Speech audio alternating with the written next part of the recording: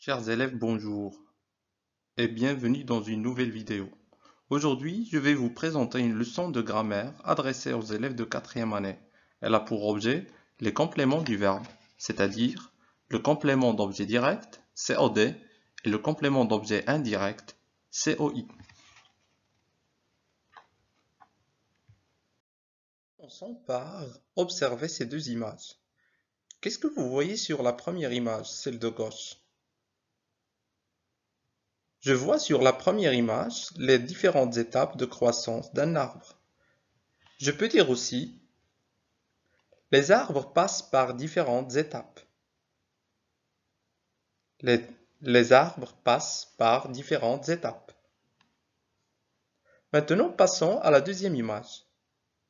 Qu'est-ce que vous voyez? Je vois le grand-père. Avec qui? Avec Naël. Ils sont où? Ils sont dans la forêt. Donc, qu'est-ce que je peux dire? Je peux dire, le grand-père accompagne Naël en forêt. Maintenant, on va écrire ces deux phrases au tableau. La première phrase, mon père accompagne Naël en forêt. La deuxième phrase, les arbres passent par différentes étapes. Je relis les phrases. Grand-père accompagne Naël en forêt.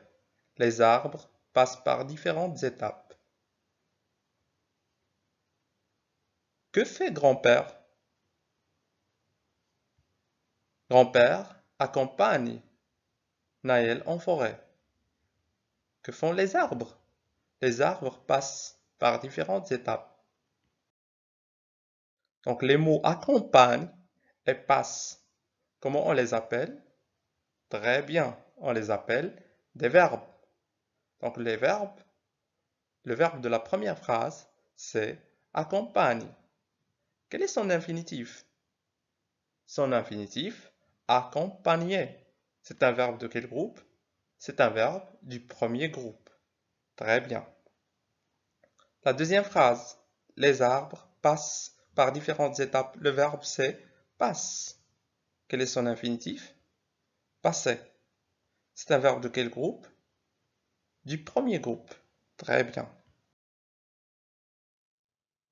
Maintenant, qui est-ce qui accompagne Naël en forêt?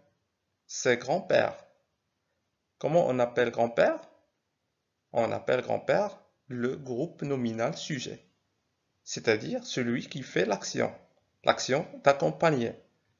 Passons à la deuxième phrase. Qui passe par différentes étapes? Ce sont les arbres, bien sûr. Donc les arbres, comment on les appelle? Le groupe nominal sujet. Très bien. Prenons maintenant le groupe de mots écrit en couleur de la première phrase. Accompagne Naël en forêt.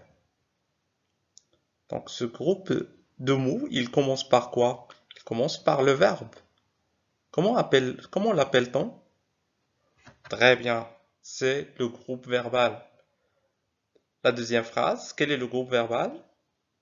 Passe par différentes étapes. Bravo.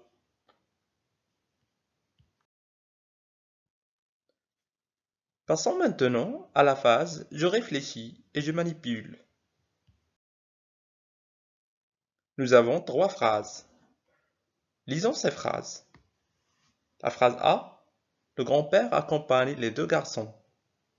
La phrase B, le papy parle à ses petits-enfants.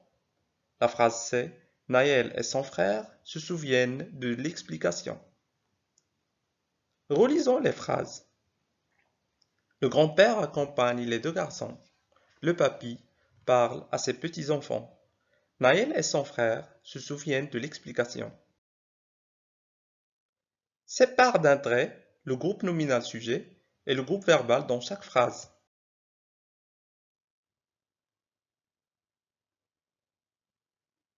Donc, quel est le groupe nominal sujet dans la première phrase? C'est le grand-père. Très bien. Et quel est le groupe verbal? Accompagne les deux garçons. La deuxième phrase, le papy parle à ses petits-enfants. Quel est le groupe nominal sujet? C'est le papy. Et quel est le groupe verbal? Parle à ses petits-enfants. La troisième phrase, quel est le groupe nominal sujet? Naël et son frère. Et quel est le groupe verbal? Se souviennent de l'explication. Donc, qu'est-ce qu'on doit faire? Voilà. On sépare le groupe nominal sujet et le groupe verbal d'un trait. Dans la première phrase, dans la deuxième et dans la troisième. Et maintenant, on passe à la deuxième consigne. Entoure le verbe dans chaque groupe verbal. Comment est-ce qu'on peut reconnaître le verbe? Très bien, on peut reconnaître le verbe en posant la question que fait? Que fait le grand-père? Que fait le papy? Que fait Naël et son frère? Prenons la première phrase. Que fait le grand-père? Accompagne. Donc accompagne, c'est le verbe. Que fait le papy? Le papy parle. Que fait Naël et son frère? Se souviennent. Et maintenant, qu'est-ce qu'on va faire? On va entourer le verbe de la première phrase, celui de la deuxième et de la troisième. Passons maintenant à la consigne suivante. Souligne le groupe nominal placé juste après le verbe dans la phrase A. Peux-tu le supprimer? Dans la phrase C, quel petit mot sépare le verbe du complément? Prenons la première phrase, la phrase A. Quel est le groupe nominal qui vient juste après le verbe? Les deux garçons, très bien. Les deux garçons, on l'appelle un complément d'objet ou un complément. Pourquoi? Parce qu'il complète le sens du verbe. Est-ce qu'on peut le supprimer? Est-ce qu'on peut dire le grand-père accompagne? Bien sûr que non. La phrase ne sera pas correcte. Donc on doit obligatoirement ajouter un complément. Le grand-père accompagne les deux garçons. Maintenant, la phrase est finie et correcte.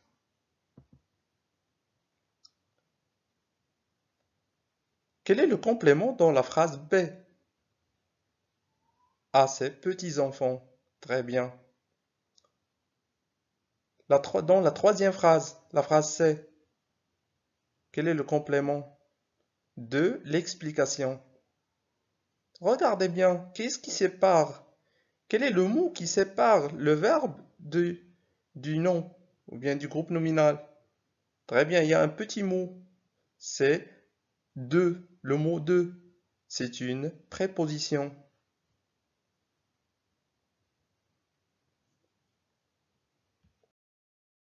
Et maintenant, à partir de ce qu'on a vu auparavant dans la leçon, complète la règle avec indirect, direct, complète. Dans un groupe verbal, le mot ou le groupe de mots qui, le sens du verbe, est un complément d'objet.